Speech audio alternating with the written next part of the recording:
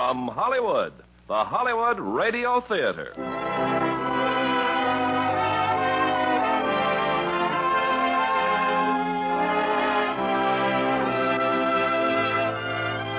Starring Ray Milland and Phyllis Thaxter in Close to My Heart. Ladies and gentlemen, your producer, Mr. Irving Cummings.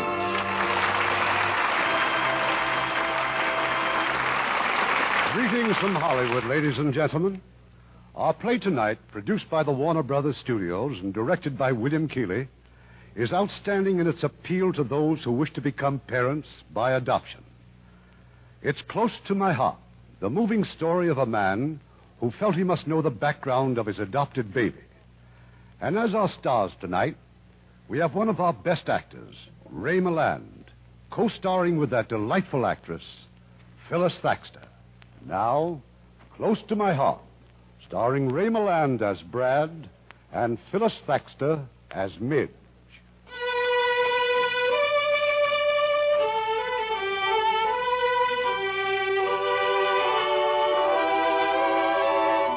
It's early evening, and Brad Sheridan has just come home from the office. Nothing at all unusual about that. But Brad's brought home a friend, a newly acquired young friend. Brad, what on earth? Oh, no, not a puppy. Well, how do you like him? Light color and everything, huh? You bought this dog? Oh, darling, whatever possessed you? Well, it's been so peaceful around here. Every home should have a dog. Says so in all the books. Come here, Hector. Hector? It's a wonderful name. You know, since Hector was a pup. Anyway, I saw him in the pet shop and I... Oh, what's the matter, honey? Don't you want him? Oh, of course I want him. He's adorable. You're not worried about the rugs or anything? Oh, no, nothing like that. It's just... Brad, how did you happen to think of getting him? Well, I don't know. How does anybody happen to think about getting a dog? You didn't feel that we...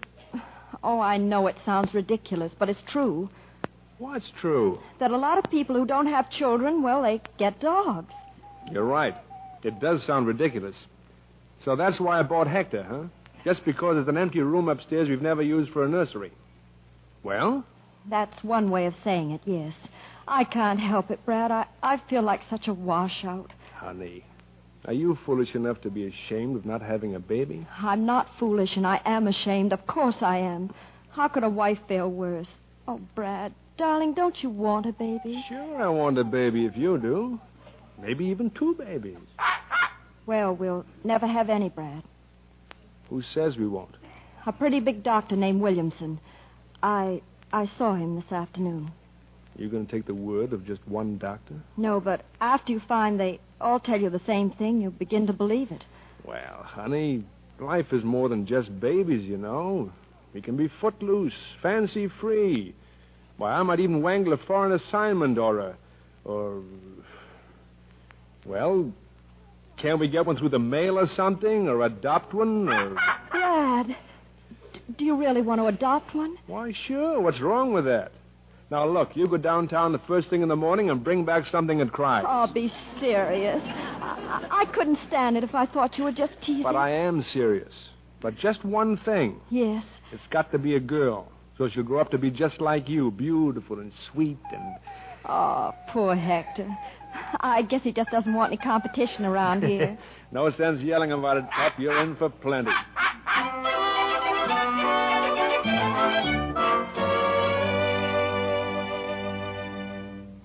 And I think we're finally making progress, Brad. I called on Mrs. Morrow again at the Children's Home Foundation, and this time she gave me... Well, here, look.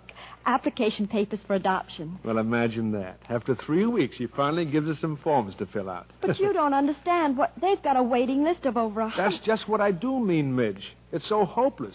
She told you we'd have to wait 2 years, maybe. I'm not so sure about that. No? What did you do? Impress her with the fact that I'm the big columnist in the Evening Post? Well, don't think that doesn't help. No, it's something else, Brad. I think I know where there is a baby. Everybody knows we're looking for one, and, well, Yvonne called me just before you came home. Who on earth is Yvonne? My hairdresser. She knows about a baby. So what? I knew about him when I was 12. Oh, Brad, please. This one was left at the police station, the Brewster Street police station, about 2 weeks ago. Police station? What is this, baby, a 3-time loser? Will you please listen? Look, darling, I know how anxious you are, but don't you think we'd better stick with the regular adoption people? Oh, but we will. If this baby's available, we'll have the foundation handle everything. It's just that, well, if we find it first, we should have first chance at it, shouldn't we? Well, I guess so, but... Okay, go see him about it. I know you will anyway. Oh, you mind if I drive over there right now? Go ahead. I'll see what I can do with this application. And I won't do anything foolish, Brad. I promise I won't. Oh, and the puppy, don't forget to feed him. And take him out right after you do. Yes, dear.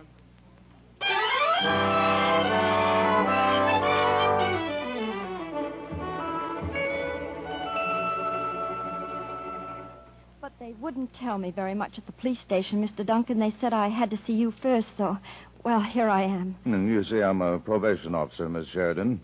Well, it is true there was a child left at the police station. He was taken to the hospital and then to the juvenile court. Juvenile court? A tiny baby? Just procedure before the court turned it over to me.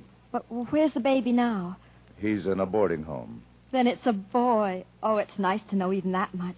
Makes me feel I'm getting much closer. You're not close at all, Mrs. Sheridan. Our first job is to find the real mother. Then I couldn't even see him. I'm sorry, no. Oh. Well, if the mother doesn't claim him, you will let us know. That depends. You see, Jimmy is still a ward of the court. Jimmy? Oh, he even has a name. Well, we had to call him something, and I never did like John Doe. Now, you check with me in about a week. How's that? Not for another week. It may take much longer than that, finding the mother. I'll call in a week then. Thank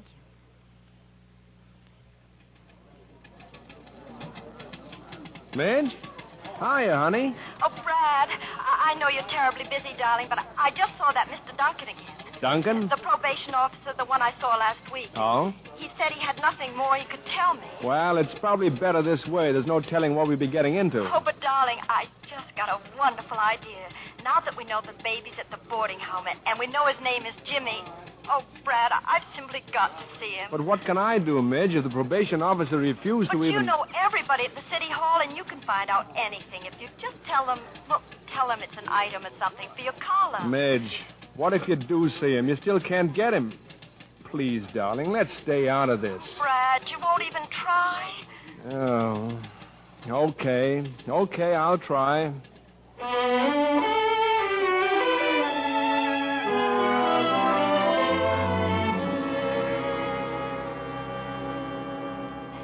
It's the right address.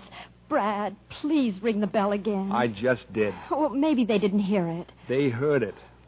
Now, look, Midge, you're all keyed up. Please take it easy.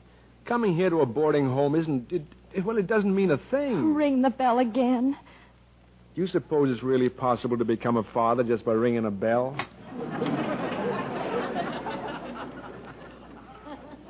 Oh, you must be the columnist. And you're Mrs. Barker? Yes. Well, this is Miss Clapsaddle, my secretary. Well, come right in. Never seen a columnist before. Oh, don't say that word out loud. You might scare the baby. This way, please. I thought we wanted a girl. Oh, darling, you don't really care, do you? No, but when you see him, please, just remember there are millions of other babies, will you? Well, here he is. Isn't this a darling? Hey, looks like a wrestler. Oh, do you mind if I hold him? Just for a minute. No, of course not. You've taken care of a lot of babies for the county, Mrs. Barker. Oh, yes, but Jimmy's my favorite. I guess the one I have at the moment always is my favorite. Look at him. Why, usually he cries with strangers. Remember now, Midge, millions. Not like this one. Oh, how precious. Oh, what do you know about him, Mrs. Barker? The county pays for his keep, that's all I know. All anyone will ever know, I guess. Oh, just look at him, Brad. Just look at him.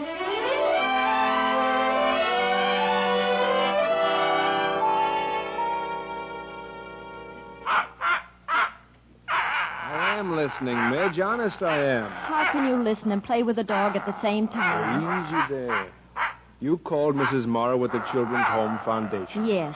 And she says the authorities wouldn't let any adoption agency have Jimmy for months yet. Oh, it's all so legal. Anyway, they still haven't found the baby. But, Midge, suppose they... Ouch! Cut that out! He's got teeth like a tiger. Now, suppose they do give it to Mrs. Morrow's home. Then what? Well, we're right back where we were. Everybody on their waiting list is ahead of us. It's just like we... Brad, aren't you at all interested in what I've been saying? Yes, darling, I am interested. But can't you see what our chances are? And besides... Well, besides what? Well, you know how I feel. How anybody'd feel. If we had a child of our own, we could be pretty sure of the way he'd turn out. And the same goes for one Mrs. Morrow could vouch for. But with Jimmy, well, who knows? Gee, honey, this is for life. Brad, Oh, come on, cheer up. 2 years isn't forever. I'm going over there again tomorrow to Mrs. Barker's. But you know how I feel about Yes, that. I suppose I do. But I'm going anyway. I've got to. You're just torturing yourself, Midge. Seeing the child and knowing all along you'll never get him. Don't you want him? That's beside the point, Midge. Be sensible. I want Jimmy, Brad. I can't be sensible. I just can't.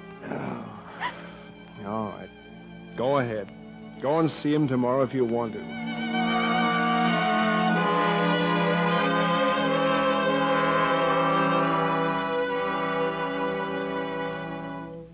Then he stopped by my desk just before I came home, Blanchard, and he said it was okay if I took my vacation in July.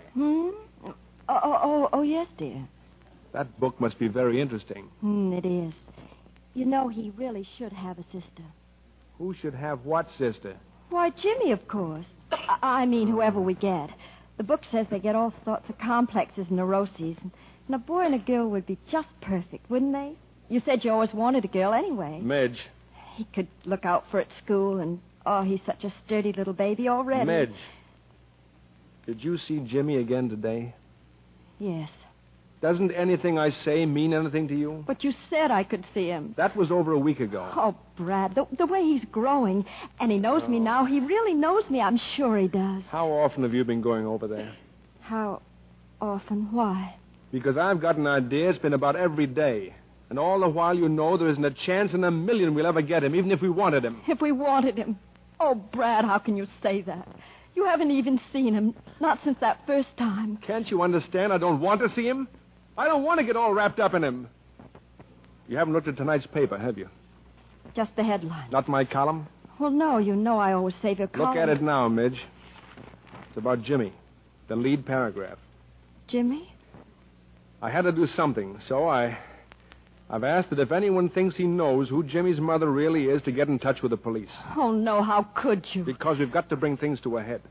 So we'll know just where we stand and who Jimmy is. That's all you care about, Brad. Who he is, not what he is. Can't you see how you're counting on him? Midge, you've got no right to do that. I'm not counting on him. I simply want to see justice done. Yes, justice. It isn't fair to send him back to a mother who... Oh, Midge, please. We don't even know who the mother is. We don't know anything. May I come in? Who is it? Mrs. Morrow, the Children's Home Foundation. Mrs. Morrow. Oh, please come in. Thank you. That's quite a watchdog on the porch. He's sound asleep. Oh, please don't look so surprised. Well, I can't say that we expected you, Mrs. Morrow. Oh, and just look at me. And this house. Well, it's just part of what you must put up with if you want one of our babies. A home visit, we call it. Don't let it frighten you. No, not at all. I'm just scared to death. Well, won't you sit down, Mrs. Morrow? I'll just be a minute. My, what a lovely bar. The bar. It came with the house. We hardly ever use it, honestly. What a pity. I was thinking you might offer me a drink. Oh, well, what you like? Scotch, bourbon, a little gin? Nothing, thank you. Oh. I just wanted you to know that you could offer me one and I wouldn't drop dead. I saw your column, Mr. Sheridan. It's good of you to cooperate with the authorities, if that was your purpose. Well, I thought you see, if you should take a foundling like Jimmy, you'd never know anything about him or about his parents. You'd be getting a completely unknown quantity. You mean we can have him? I only mean that the court's decided to make Jimmy available for adoption, and the foundation is to place him. But there's still a waiting list, isn't there? Oh, yes. But I won't let anyone have Jimmy unless I'm sure they won't worry about his unknown background. So if you want him desperately enough, there may be just a chance. Oh, but we do. We do. You do, Mrs. Sheridan. But does Mr. Sheridan? Why, of course. If Midge wants him, Yes, then... I think I know just how you feel. You want Jimmy or any baby simply because your wife does. But I'm not really worried about you. Neither am I. But please, never forget for one moment that there are many people ahead of you. It all depends on them and on Jimmy's mental and physical development. Unless he's perfect in every way, no one will get him. Oh, but he is. Let's hope the doctors say so, too. Now, if you'll excuse me, I've got a lot more calls to make.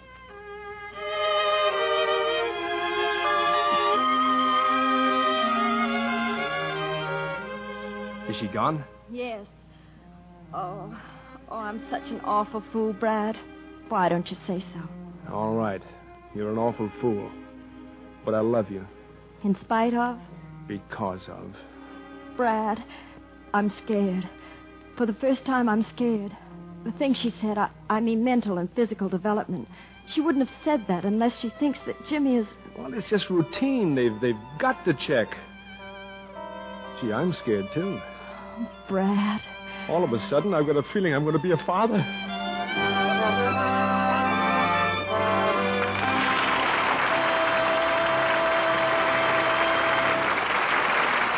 We'll continue with this week's production of the Hollywood Radio Theater in just a moment. Make a friend, and you make an ally. There's a thought for you to keep in mind, as many another American has.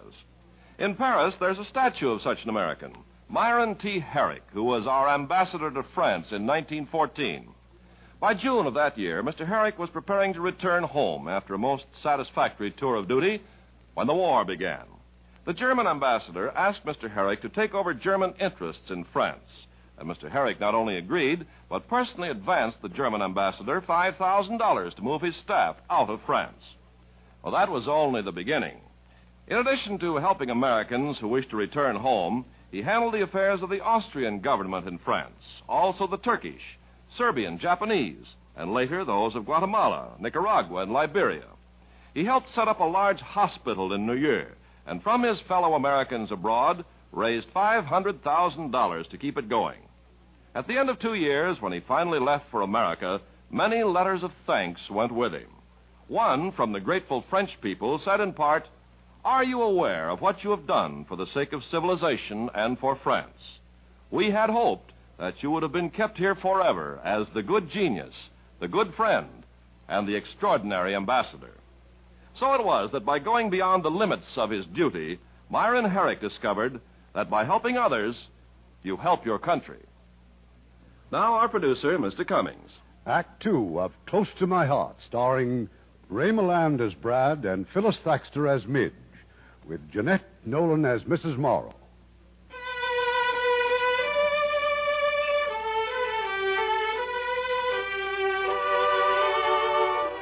A few weeks have gone by. At his office at the newspaper, Brad's had an urgent call from Midge to meet her right away at the Children's Home Foundation, where Brad's arriving now by taxicab. Hey, you want me to wait for you, Mac? No, thanks. Hey, say, aren't you the guy that writes that column, Brad Sheridan? Well, should I admit it? Well, you've been writing some things lately about kids, foundling kids. Well, I've been writing about a lot of things, but I'm sorry, I'm in a hurry. Look, suppose a guy tells you something. Do you keep it quiet? You mean, do I protect my sources of information? Why, absolutely. I think I got something for Well, you. swell. See me tomorrow, at the newspaper. Okay, Mr. Sheridan. Thanks a lot. Oh, Brad. Oh, thank goodness you could get here. What's going on? All you said on the phone was... It's Jimmy. Everybody's turned him down because he was a foundling. Isn't it wonderful? He seems rather pleased about it himself, Mr. Sheridan. This is Jimmy? Well, of course. Boy, he certainly has grown. Didn't I tell you? And he's passed all the tests, mental and physical. With flying colors. Oh, Jimmy, I'm so proud of you. Mrs. Morrow, you mean he's ours now? We can take him? Not quite. But you get him ready, Mrs. Sheridan. All his things are here, while your husband steps across the hall with me. Huh? Oh, yeah. Yeah, sure. And no arguments, Brad. Just do what Mrs. Morrow tells you. Well, Mr. Sheridan, I wanted to get you alone because I want to give you one more chance to back out of this. Why do you say that? Because I know a worried husband when I see one. I didn't know it showed. You must have read that case in the newspapers. The Kincaid boy? Yes, I've read all about it. He held up a store. Robert Kincaid's been pilfering and stealing for years. His father's always managed to cover up for him until now. The point is, Robert is an adopted boy. He was a foundling like Jimmy. So, that's why he became available to us so quickly. The people ahead of you, well, they didn't want to take the chance. The case didn't frighten you. Should it?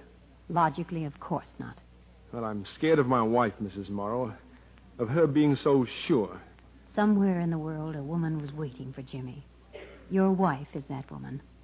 I'm counting on her and Jimmy to make a proud father out of you. In any event, the adoption won't be final until you've had a chance to make up your mind. That's all, Mr. Sheridan.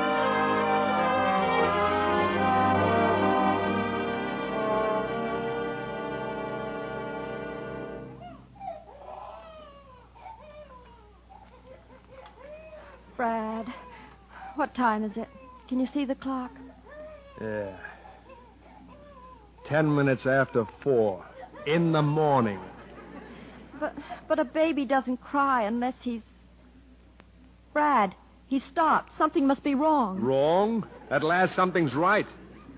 10 minutes past 4. I bet I haven't slept more than... Maybe it's somebody else's baby next door. There isn't any baby next door. Think they could use one? Oh. He must be hungry, but we can't feed him again. The pediatrician would shoot us. All right, you stay here. I'll attend to him. Anyway, I can't kick. At least I've had 4 happy years. Now, okay. Now, let's cut out the noise. You can't be hungry and you can't be lonesome. Of course, it's possible that you're... No? Dry as a bone. Look, you're supposed to be a happy baby. The book says so. Okay, have it your own way. Brad, where are you going? What do you think? To the phone. I'm going to call Mrs. Barker. You do, and I'll never speak to you again. It's all right, Jimmy. I'm coming, darling. I'm coming. Maybe if I picked you up. Maybe if I... Brad? How come he stopped? I don't know. Oh, Jimmy. Look at him, Brad. Look. All you did was pick him up. Oh, no. No, it's more than that. Don't you realize what's happened? It's the most wonderful feeling in the world. The strangeness is over. He's ours now.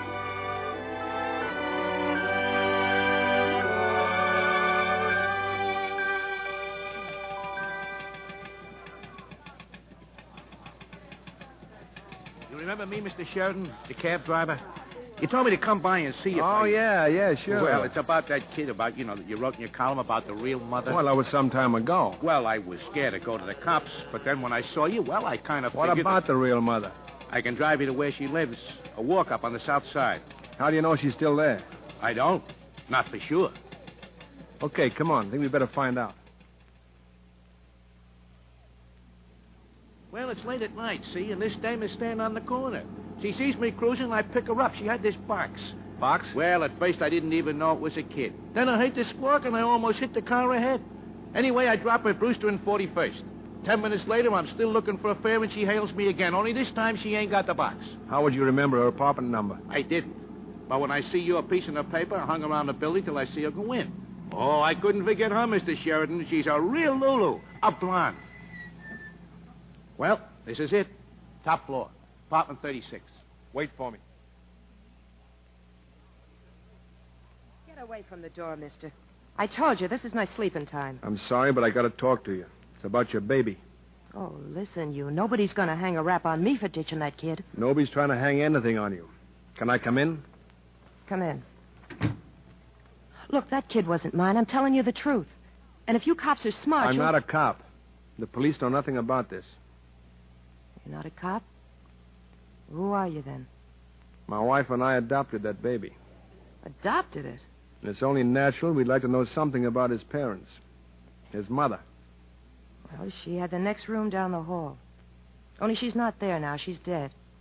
She died 3 days after the baby was born. Who was she? Her name was Martha. I never knew her real last name. Nobody did. She came here about a month before the baby was born. All alone in there, even when the baby came. Alone? She wanted to die, I guess. Well, she asked me to take the baby away. She didn't want him found with her. To ever know who his mother was. I was plenty scared, but she'd been sweet to me, so I did it. What did she look like? Kind of pretty for being so sick. She talked nice when she talked. She never smiled, not once. She gave me her wedding ring. She didn't want the coroner to find out anything. May I see it? The ring? I guess you got a right to. But I hope you can't make nothing out of it. She wouldn't want you to. When I came back that night, she was dead. She looked kind of young then. Real young. But the coroner, he must have known there'd been a baby. Oh, I told him her husband was here, and he took the baby with him. That he was taking the kid to Nebraska. Oh, I did it up real good. Well, the ring mean anything to you? These initials. M.L.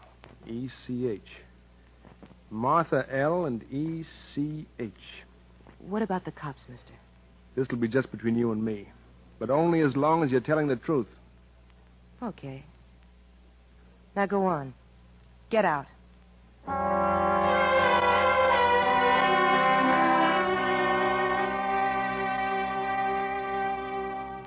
Look at him, Brad. He finished the entire bottle. And dead to the world. Well, take him. Burp him before he's sound asleep. Well, he's your son, too. Burp him? What do I do? Like this? Harder. He won't break. Well, he did it.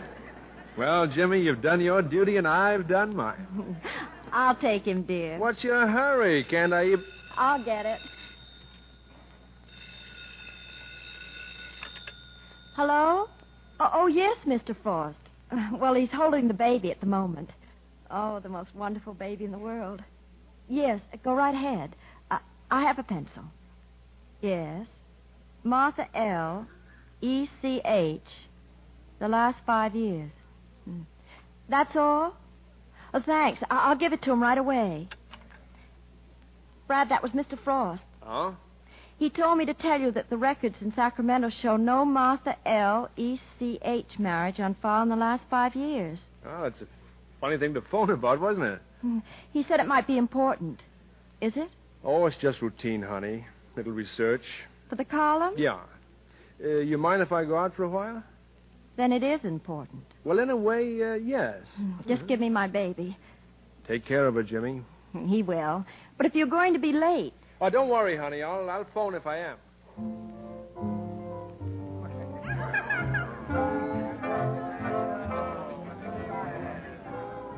Remember me?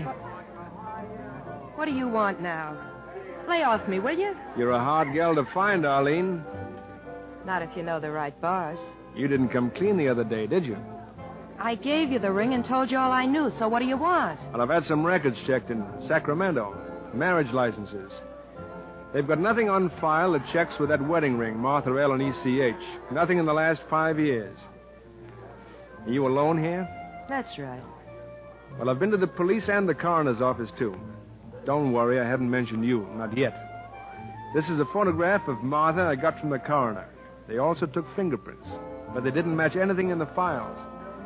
I suppose you know she cut all the labels out of her clothes. So what? All except one, Arlene. A label in a glove. The Bonton Shop, Truckee, California. But nobody in the shop remembered her. No? That's tough. How often did she mention Truckee? Never. So what about Nevada? If she was in Truckee, the chances are she was in Nevada, too. Why don't you stop? I told you she didn't talk. Look, I don't want to find out anything bad about her. I'm trying to find my best to find something good. Now, what happened to the money? What money? She must have had some money, but they couldn't find even a purse. Okay. She had $10. She wanted me to send it to a landlady she owed. But you kept it. Well, why not? I'd stuck my neck out for her. I had it coming. What landlady? You got the address? I tore it up. Mrs. Madison in Bakersfield. That's all I remember.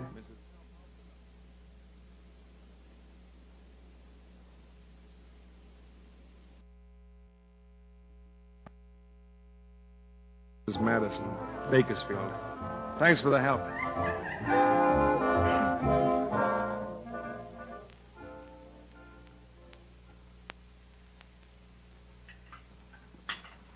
Well, look at you. Good morning. Why the owlish look? You fixing your own breakfast. What's wrong? Well, it's just that I'm in kind of a hurry. Now go on, beat it. You got a baby to worry about. He's still sleeping. Now, what's the rush? Well, I have to go up to Bakersfield. More routine? More out-of-town research? Well, I have to fill the column with something. It's not the column, Brad, is it? Oh, Midge, for heaven's sake. It's Jimmy.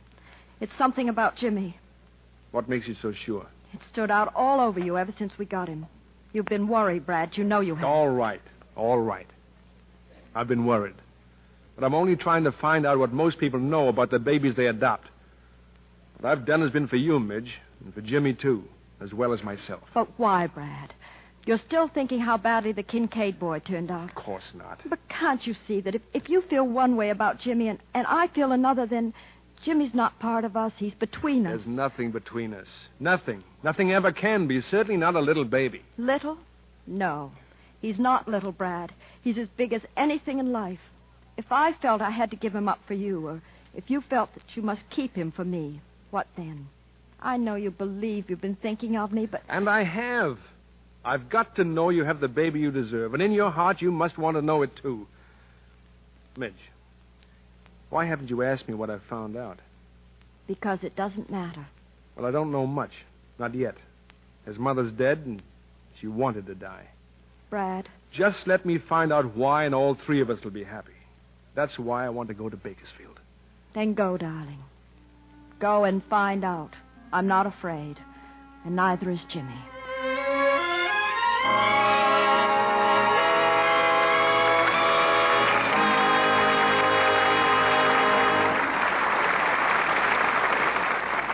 We'll bring you Act 3 of Close to My Heart in a few moments. Make a friend, and you make an ally. There's a thought for you to keep in mind, as many another American has. After living a life of a moderately successful farmer, Otto Hunderwaddle, with his wife, accepted a job as agricultural advisor to the government of Burma. At first, the Burmese weren't too anxious to work with the Americans, and Otto finally discovered why. They considered him and his wife too old for work. But the Hunderwaddles proved that age had nothing to do with the ability to work. And then the men accepted his help with their drainage and agricultural problems. And Mrs. Hunderwaddle showed the skeptical women how to can food. She was so successful that eventually she and Otto got permission from the Burmese government to build a local cannery. Well, shortly after it was built, however, misfortune struck. Civil war broke out, and the Hunderwaddles and their helpers were forced to abandon their homes. By the time they returned, the cannery was a shambles. But they weren't discouraged.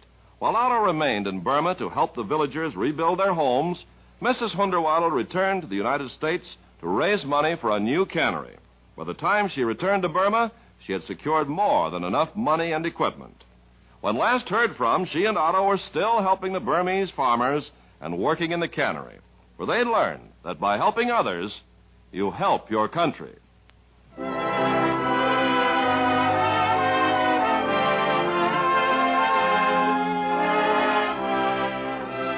We pause now for station identification.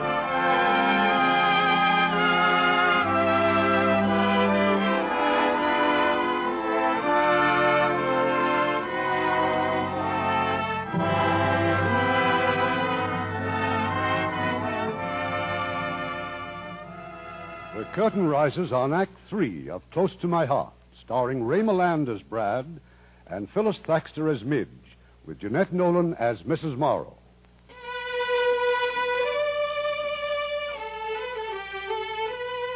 It's been 2 days since Brad went to Bakersfield. He's uncovered no new facts, only clues. But the clues are promising enough to keep him on the trail.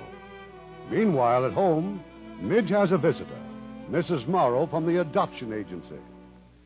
Well, you're doing beautifully with Jimmy, Mrs. Sheridan. There's a really happy baby. Now, how is Mr. Sheridan? Oh, he's fine, Mrs. Morrow, except he's out of town. Newspaper business, I suppose. Or to learn something about Jimmy. Whatever made you say that? Well, in my work, we come to know judges and policemen and even coroners. They told me some time ago that he was trying to track down Jimmy's parentage. Don't let him do it, Mrs. Sheridan. Oh, how can I stop him? It's an obsession with him now, Mrs. Morrow, and isn't it better for him to know? Then we can all settle down. Better? You see, you're assuming that what he finds out will be reassuring. What if it isn't? Then if Brad and I love each other enough, we'll work it out some way. Tell me, honestly, if your husband turns up with something bad about Jimmy, could he love and cherish him as you do? I don't know. Well, you're honest. I knew you would be. Now I'll tell you why I really came here. The preliminary adoption papers are ready. Mr. Sheridan has to sign them. But I'm afraid to turn them over to him until he gives up this search. Until we're sure of how he feels. What are you trying to say? That we want Jimmy in a home. Not in a house divided. Remember that, Midge. And let me know as soon as your husband gets back.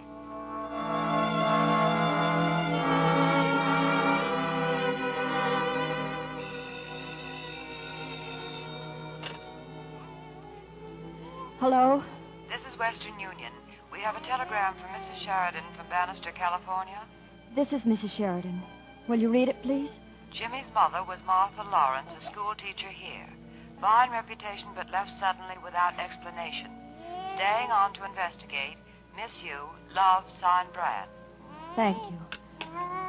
You see, darling, a school teacher. Oh, I knew you were smart. And he meant to say that he missed you, too. He just forgot. Oh, but why does he have to try to find out anything more? It's enough, Jimmy. It's enough.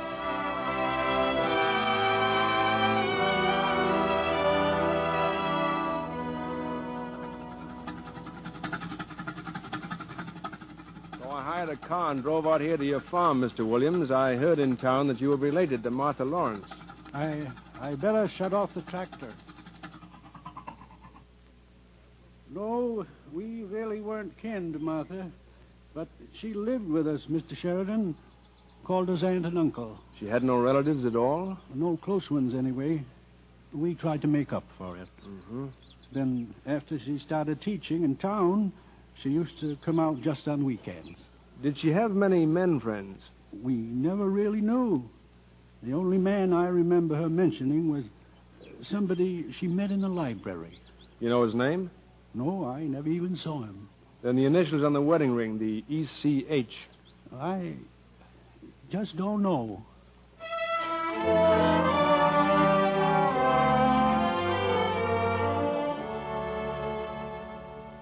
Well, this shouldn't be too difficult, Mr. Sheridan. That's one advantage of a small-town hotel. When you want to check on somebody, you don't have so many names to go through. Now, what date did you say again? Early April, huh? Well, as near as I can figure. Yeah, thought so. Here you are, right on the register. Edward C. Hewitt. ECH. Was he here long? Over a month. Left here on the 4th of April. Said he'd come to buy a farm. Couldn't find anything to suit him, though. Oh, he's not your man, Mr. Sheridan. Why not? Well, 'cause he wasn't the type to run off with women. Awful quiet fella, real shy. Sat around reading all the time. How'd he leave, by train? Yeah, train. And where to now, Mr. Sheridan? Check with the station agent. You're wasting your time. If Hewitt ran off with anything, it was a book.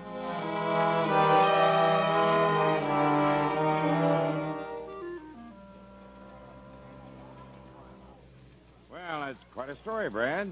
So you tracked the girl and Edward Hewitt clear to Reno, huh? Now, what about that picture of Martha and Hewitt that I sent you from Reno? Oh, excuse me, Frosty. I better call Midge.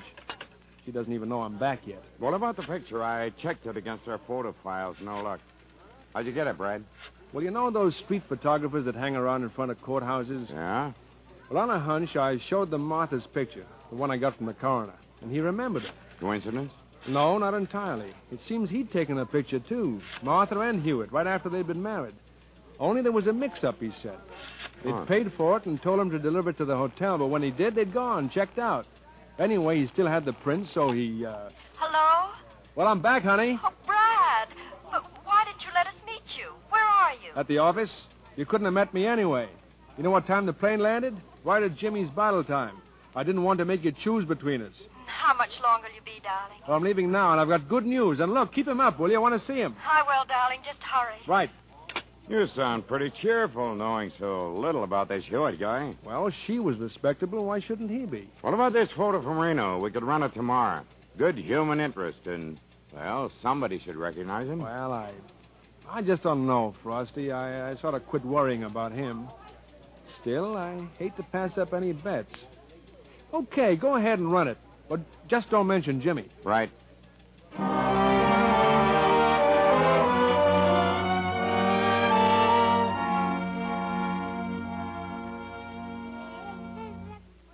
Brad, you'll be terribly late, dear. It's almost 9. I've been on time all my life. I'm entitled to be late one morning. Oh, eggs, huh? Mm-hmm. How do they look? Perfect. Everything you do is perfect. And you raise perfect children, too, Mrs. Sheridan. Mm-hmm. Brad, I really think Jimmy knew you were away. Every night when I was giving him his bottle, he kept looking at the door just as if he expected you to walk in. Well, don't think he wasn't on my mind. All the time I was playing detective, I was scared to death I'd find out something bad. I don't know what I'd have done if I had. Well, let's see what the front page looks like. Here it is, Midge. Picture I was telling you about last night. Who is this man? Go ahead, read the rest of it. His name is believed to be Edward Hewitt. You see him here with his bride a few minutes after their marriage in Reno last year. A typical young couple, happy and with their future before him. But a tragic future. How tragic, Edward Hewitt may not yet know. This newspaper is trying to... Brad. But you've given yourself every chance to find out, haven't you? You told me you were all through even thinking about it. There's no harm in this, honey. It doesn't say a word about Jimmy. But it says a lot about you, doesn't it? It says you're still worried about the father. But I'm not, Midge. I promise you I'm not. Look, those papers Mrs. Morrow left for me to sign. I'll take them to her just as soon as I've checked into the office. Will you, Brad? Oh, now look, honey. Would I sign them if I gave a rap about Jimmy's father? Would I? Oh, now, Midge, you gotta believe me. I want to believe you, Brad, more than you'll ever know.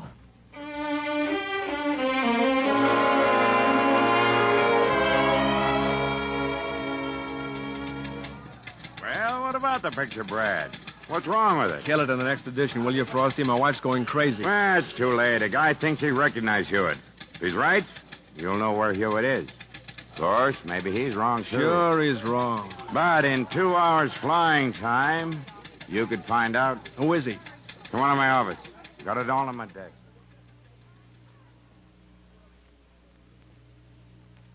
Oh, I'm so glad you dropped by, Mrs. Morrow, but you certainly have a knack of visiting when Brad isn't home. Do you know where he is, Midge? Why, he's at the newspaper office. No, he's not.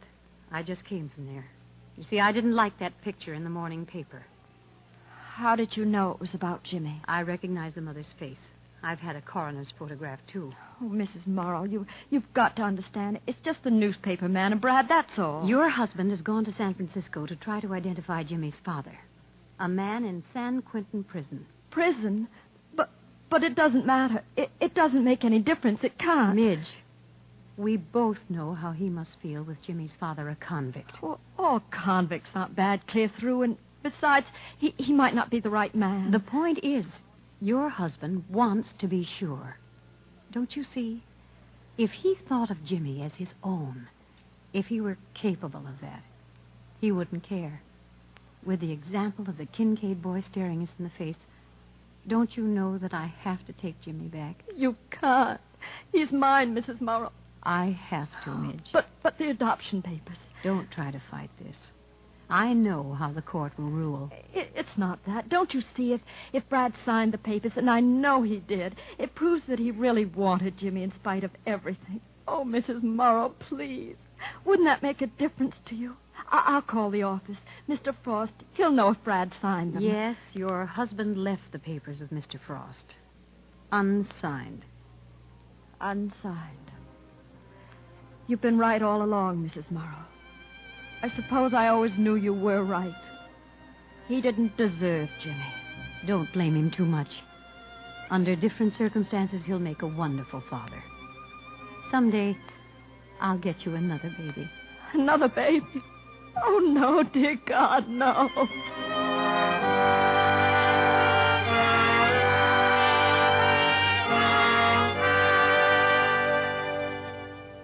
What's it all about, Mac? The guard says I got a visitor from a newspaper. That's right. I came to talk to you about your son. Me? Your son? Who you kidding? The warden told me your name is Helner. So it's Helner.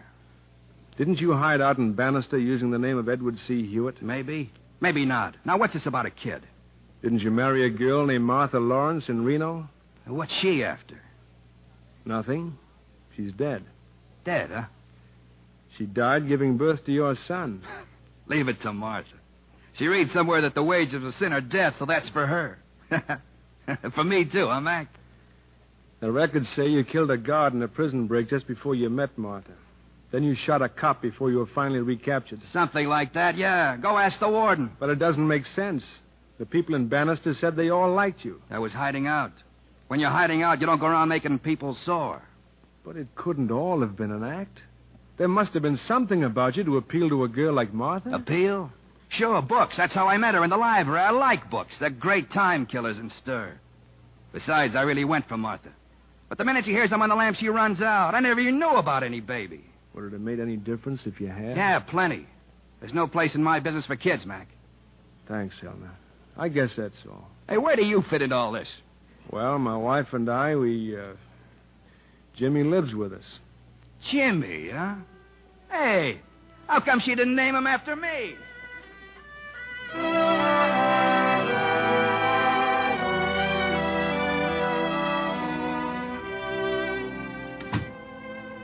Madge? Anyone home? I'm in here. Oh, what's the matter, honey? Why are you sitting there in the dark?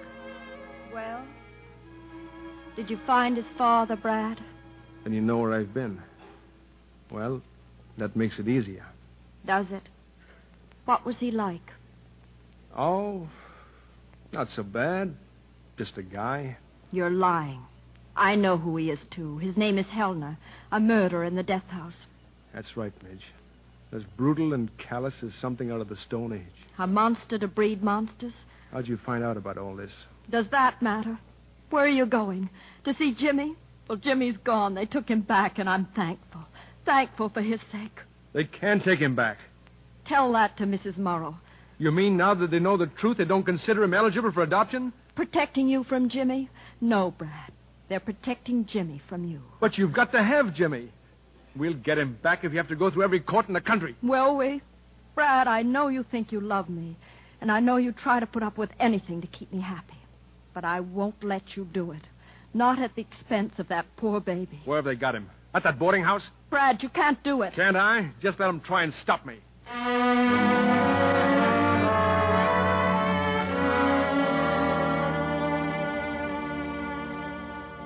What are you doing here, Mr. Sheridan? If you want to see me, I'll be at my office in the morning. I had to see you tonight, Mrs. Morrow. I've just been to the boarding home. Mrs. Barker. Yes, I know. That's why the probation officer happened to be there, too. Your wife phoned me, Mr. Sheridan. That was a very foolish thing you tried to do, to take the child by force. Mr. Sheridan, I know your wife didn't send you here. Can't you try to be half as courageous as she is? She thinks she's being courageous for Jimmy's sake, but she's wrong. Both of you think I'd ruin him, that I'd be watching and waiting for the poison in him to show up, that I'd never really love him or trust him. But you're wrong. I swear to you, you're wrong. Are we so wrong, Mr. Sheridan? I know now there isn't any poison. When I saw Helena today, I knew something not even... He wasn't even human. If he was only half bad, I might have believed he could be Jimmy's father. I might have stayed frightened of heredity, of bad blood, but he was all bad. If you're trying to tell me that Helner isn't the real father... Oh, Helena's the real father, all right, physically. But that isn't what I mean.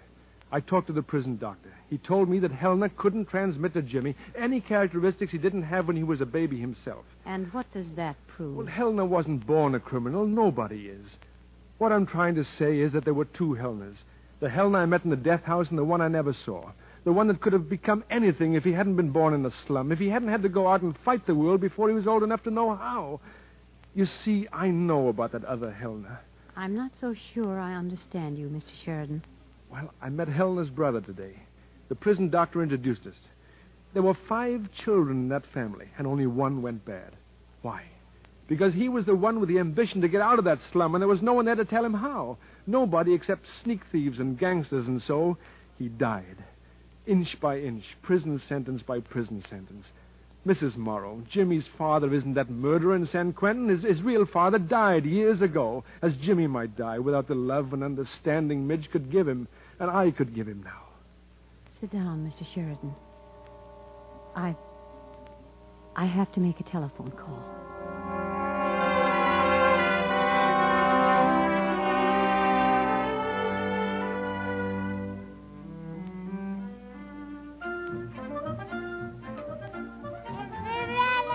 Brad, look at Jimmy. He sees the other baby over there. Come on, let's wheel him over. Relax, Hector. Jimmy can lick him if he has to. Ah, be quiet. Why, another baby. How cute. How old is he? 7 months and 1 week. Ours is 10 months. How much does yours weigh? 24 pounds, 3 ounces. He gained 4 pounds last week. What's it ounces, honey? Ours weighs 26 pounds. How much did he weigh at birth? Well, we don't exactly know. You don't know? How many teeth? What teeth? Well, you must know how many teeth he has. 4. 6.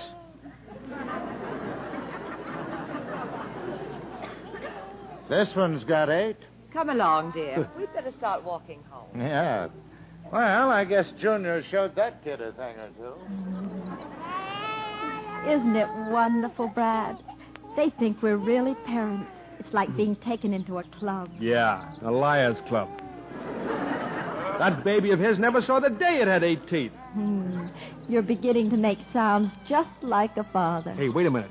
There's another baby carriage over there. I'll be right back. Hey, how many teeth has your baby got?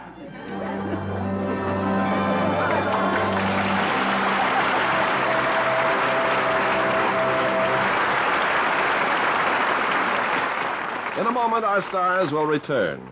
At the time when the city of Berlin was blockaded and American Air Force planes were making regular airlifts into the city, Lieutenant Gale Halverson got an extra special idea.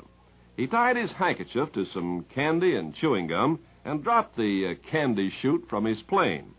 Well, this was the beginning of Operation Little Vittles, and soon from the aircraft of Lieutenant Halverson and his buddies, thousands of candy chutes dropped every day to the German children around Tempelhof Air Force Base.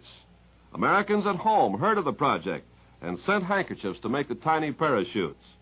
To the desperate, blockaded city, it was a symbol of kindness, of generosity, and of hope for the future. Such acts, by you and your friends today, are shaping our world of tomorrow. Now, Mr. Cummings with our stars. And here they are for a special curtain call. Ray Milland and Phyllis Thaxter. For next week, we've chosen an exciting, suspenseful picture from the studios of Metro-Goldwyn Mayer. It's the engrossing story of a criminal lawyer who has lost faith in himself until called upon to defend a young client accused of murder in People Against O'Hara. And as our stars, one of your all-time favorites, Walter Pidgeon, co-starring with that charming actress, Janet Leigh. Well, we'll be listening, Irving. Good night. Good night.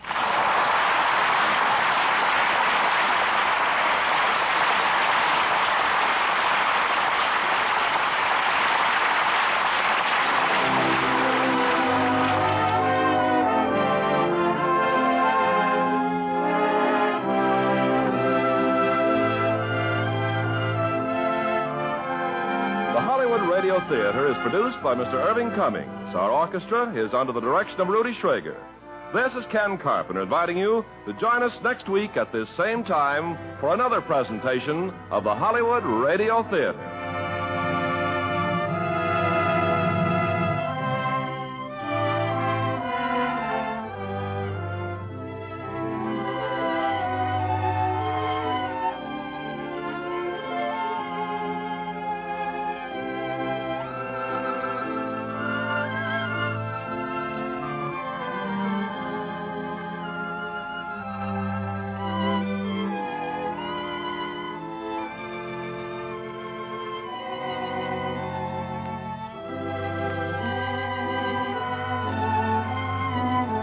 Hollywood Radio Theater is a presentation of the United States Armed Forces Radio Service.